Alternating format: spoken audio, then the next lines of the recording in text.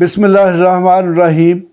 میں ہوں doctor G M Chaudhry اور میں آپ کے ساتھ فیڈرل کیپٹل میں ہونے والی اہم سرگرمیاں، ان کے قانونی اور آئینی پہلو جو ہیں ان پر بحث کرتا ہوں۔ تو جناب، آج میں آپ کے ساتھ جو ایک بہت بڑی خبر شیئر کرنے لگا ہوں وہ یہ ہے کہ ابھی 2 دن پہلے جو ہماری پارلیمنٹ ہے اس نے اپنے ایک سیشن میں کہا جاتا ہے کہ تقریباً 29 لاز پاس کیے اور ان میں 25-26 کے قریب جو تھے وہ یونیورسٹیز اور ڈگری ایوارڈنگ انسٹیٹیوٹس کی اسٹیبلشمنٹ کے بلز تھے، یعنی کہ مسودات قانون تھے۔ تو جناب، اس سے کیا ظاہر ہوتا ہے؟ اس سے یہ ظاہر ہوتا ہے کہ پاکستان میں شاید ہمارے وہ لوگ، وہ حلقے جو تعلیم کو کاروبار سمجھ چکے ہیں یا بنا بیٹھے ہیں، یا وہ یہ دیکھ رہے ہیں کہ یہ وہی شعبہ ہے کہ جس میں کوئی پراپر چیک نہیں ہے،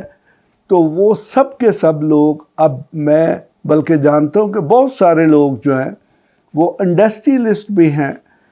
وہ بہت بڑے بڑے جاگیردار ہیں، یا وہ سیاسی پارٹیوں کے رہنما ہیں،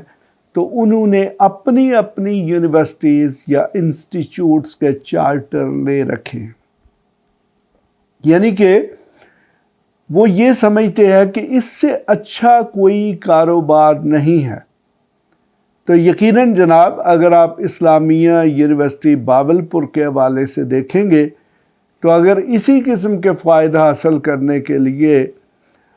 جو یونیورسٹی کا قیام کرنا ہے یا کسی کالج کو قائم کرنا ہے،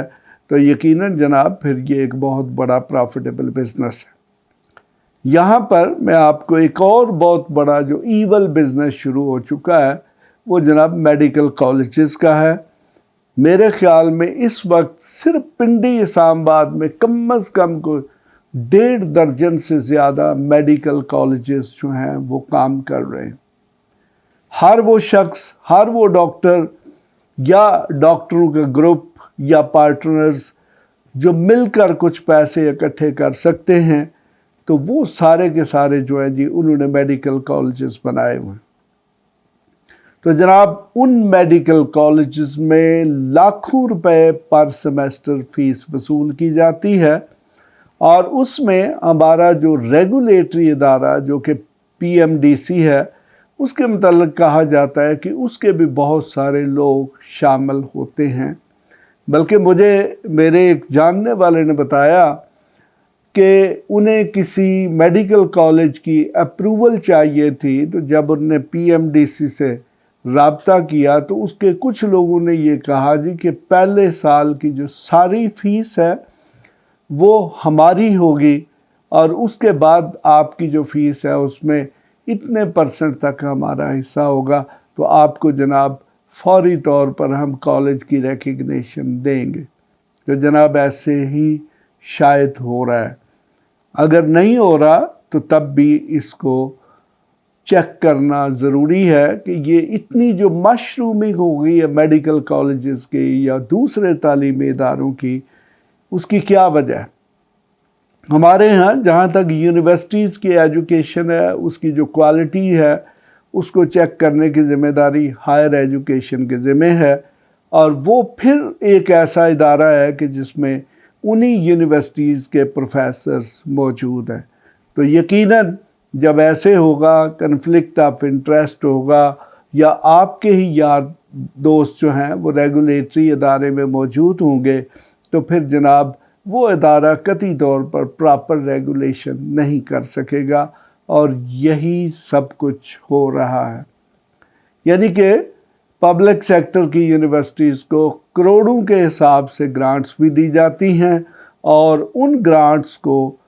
تمام وہی انتظامی عہدوں پر فائز پروفیسرز جو ہیں وہ ہڑپ کر رہے ہیں، جس طرح ہماری باقی بیوروکریسی جو ہے وہ کرپشن میں ملوث ہے۔ یعنی کہ مجھے آج بڑا افسوس ہوتا ہے کہ ہمارے ملک میں، ہمارے معاشرے میں ٹیچر ایک انتہائی رسپیکٹیبل شخص تصور کیا جاتا تھا، لیکن آج کل کرپشن کے دور میں ٹیچر یا پروفیسر یا جو بھی ٹیچنگ کے پیشے سے وابستہ ہے وہ بھی اتنا ہی کرپٹ ہے جتنا کہ ہمارے ملک کا کوئی دوسرا ادارہ جو ہے اس کے لوگ کرپٹ ہیں۔ تو پھر جناب اس طریقے سے جیسا کہ آپ کو میں نے بتایا کہ تقریباً 25-26 جو تعلیمی اداروں سے متعلقہ بل ہیں وہ ایک دن میں پاس کر دیے گئے۔ تو یہ ہماری پارلیمنٹ کا شاید ورلڈ اوور ایک ریکارڈ ہوگا کہ کسی دنیا کی جو مکنہ یعنی کہ لیجسلیچر ہے اس نے ایک دن میں 25-26 تعلیمی ادارے یعنی کہ یونیورسٹیز، انسٹیٹیوٹس اور کالجز کو اسٹیبلش کرنے کے قوانین پاس کیے ہوں۔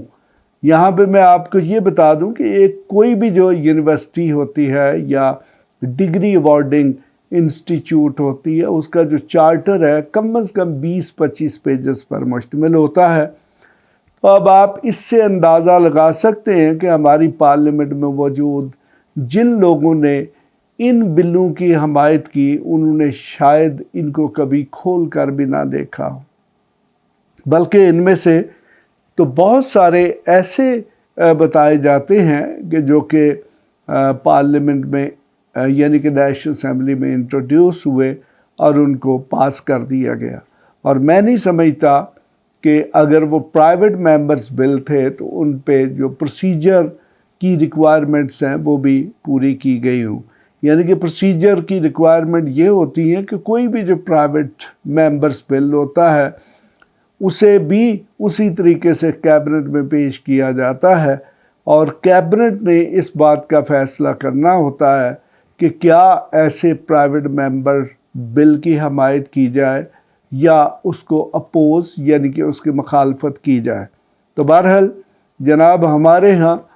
پارلیمنٹ کے اندر موجود لوگ جو ہیں ان کے بھی چونکہ مفادات جو ہیں وہ مشترک ہوتے ہیں، تو اس طرح یہ ہو نہیں سکتا کہ ایک شخص جو ہے ایک ممبر جو ہے وہ اپنا پرائیویٹ ممبرز بل موو کرے اور باقی ممبرز جو ہیں اس کی وہ تائید نہ کرے۔ بہرحال جناب یہاں پر اگر کوئی ایسا بل بھی موو کر دیا جاتا جس میں ہائر ایجوکیشن کمیشن جو ہے اس میں بھی کوئی اچھے لوگوں کا انتخاب جو ہے وہ ٹرانسپیرنٹ طریقے سے ہوتا جن کا کسی قسم کا کنفلکٹ آف انٹرسٹ نہ ہوتا، تو شاید ہائر ایجوکیشن کمیشن جو ہے یہ جتنی بھی یونیورسٹیز یا ڈگری ایوارڈنگ انسٹیٹیوشن یا ہائر ایجوکیشن کے ادارے ہیں ان میں تعلیمی معیار جو ہے اس کو بہتر طریقے سے کنٹرول کر سکتا۔ بہرحال جناب جہاں تک تعلیمی اداروں کے قائم کرنے کا تعلق ہے میں اس سے مکمل طور پر اتفاق کرتا ہوں کہ ملک میں جتنے بھی تعلیمی ادارے زیادہ ہوں گے یقیناً وہ ملک کی ترقی کا باعث بنیں گے، لیکن جناب اس کے ساتھ ساتھ یہ بھی دیکھنا ہوتا ہے کہ کیا وہ مکمل طور پر کاروباری ادارے ہیں، پرافٹ ارننگ ادارے ہیں، وہ ڈگریاں بیچنے والے ادارے ہیں، یا وہ کوالٹی آف ایجوکیشن پر بھی بلیو رکھتے ہیں اور کوالٹی آف ایجوکیشن بھی دے رہے ہیں۔ یہاں میں آپ کو ایک بڑی دلچسپ بات بتاؤں گا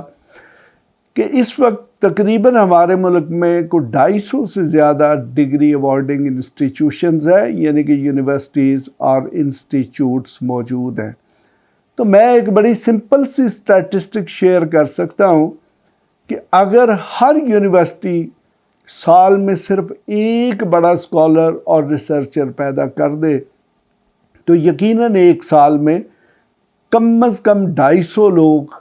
بہت بڑے بڑے اسکالرز پیدا ہو سکتے ہیں جو کہ ملک کی ترقی میں کنٹریبیوٹ کر سکتے ہیں۔ لیکن جناب ہمارے ہاں ایسے نہیں ہے۔ اگر یہ 250 جو ڈگری ایوارڈنگ ادارے ہیں ان میں آگے ہر ایک میں کم از کم 20-20 25-25 شعبے ہوں تو اس طریقے سے اگر ہر شعبے میں ایک ایک شخص بھی اسکالرلی شخص پیدا کرنے کی بات کی جائے تو اس وقت پاکستان میں ہزاروں ایسے ریسرچرز اور اسکالرز موجود ہونے چاہیے جو ملک کی ترقی میں اہم کردار ادا کر سکیں۔ تو جناب ہماری جو یونیورسٹیز ہیں ان کا معیار پہلے ہی اتنا فارغ ہے، اتنا گرا ہوا ہے کہ جو انٹرنیشنل جو ورلڈ یونیورسٹیز کی ریٹنگ ہے اس میں شاید ہی کچھ چند ایک یونیورسٹیز ہیں جو شامل ہیں۔ تو اس سے یہ بات بھی ثابت ہے کہ ہمارے ملک میں جو تعلیم کا معیار ہے وہ اچھا نہیں ہے۔ تو جناب، تعلیمی ادارے بننے پہ تو کسی کو کوئی اعتراض نہیں ہونا چاہیے، بلکہ میں یہ سمجھتا ہوں کہ ہر ڈسٹرکٹ کی سطح پر ایک کمپریہنسو قسم کی یونیورسٹی ہونی چاہیے جس میں تمام سبجیکٹس پڑھائے جاتے ہوں، یعنی کہ اس ضلع کے لوگوں کو کسی دوسرے ضلع میں یا کسی دوسرے شہر میں جانے کی ضرورت نہیں پڑنی چاہیے۔ لیکن اس کے ساتھ ساتھ جو ان تعلیمی اداروں میں کوالٹی آف ایجوکیشن ہے اس کی نگرانی بھی سختی کے ساتھ ہونی چاہیے، بلکہ میں سمجھتا ہوں کہ یہ جو یونیورسٹیز میں سیمیسٹر سسٹم ہے اس کو ایک حد تک ختم کر دیا جائے اور ایک یونیورسل اسیسمنٹ ٹیسٹ جو ہے کسی تھرڈ پارٹی سے، یعنی کہ کسی ایسے ادارے سے ہونا چاہیے جو ایکسٹرنلی کنٹرولڈ ہو، اس سے جب تک وہ بچہ اگزام پاس نہ کرے تو اس کو ڈگری ایوارڈ نہیں ہونی چاہیے۔ یہ جناب ایک طریقہ ہو سکتا ہے تعلیم کے معیار کو یونیفارم کرنے کا یا بہتر کرنے کا۔ بہرحال ہمارا معیار تعلیم جتنا گر چکا ہے اس میں اگر مزید اسی کوالٹی کے تعلیمی اداروں کا اضافہ کیا جائے گا تو یقیناً ملک کے لیے ایک بہت بڑا بحران پیدا ہو سکتا ہے، جس میں والدین کی لوٹ مار اور ان کے وسائل کو لوٹنا تو اپنی جگہ پہ ہوگا، یعنی کہ ہم ڈگری یافتہ لوگ تو پیدا کر رہے ہوں گے، ہم تعلیم یافتہ لوگ جو ہیں وہ پیدا نہیں کر رہے ہوں گے۔ تو لہٰذا ایسے ڈگری یافتہ لوگ بیکار ہیں جو کہ اسکالرلی نہ ہوں، جو کہ تعلیم کو مکمل طور پر اپنے ملک کی ترقی اور اپنی ترقی کے لیے پراپرلی استعمال نہ کر سکتے ہوں۔ بہت پیچیدہ ایشو ہے، آپ بھی اس پر سوچیں، ساری قوم کو سوچنا چاہیے اور جو اہل اقتدار ہیں ان کو بھی سوچنا چاہیے کہ ملک میں تعلیمی معیار کو کس طریقے سے بہتر کرنا چاہیے۔ اس کے ساتھ ہی خدا حافظ۔ ایسی مزید ویڈیوز دیکھنے کے لیے ہمارے چینل کو سبسکرائب کر لیں اور بیل آئیکن کو آن کر لیں تاکہ آپ کو ہر نئی آنے والی ویڈیو کا نوٹیفیکیشن ملتا رہے۔ اگر آپ کا کوئی بھی سوال ہو تو آپ ہمارے دیے گئے واٹس ایپ نمبر پر رابطہ کر سکتے ہیں یا کمنٹس کر کے اپنے سوال پوچھ سکتے ہیں۔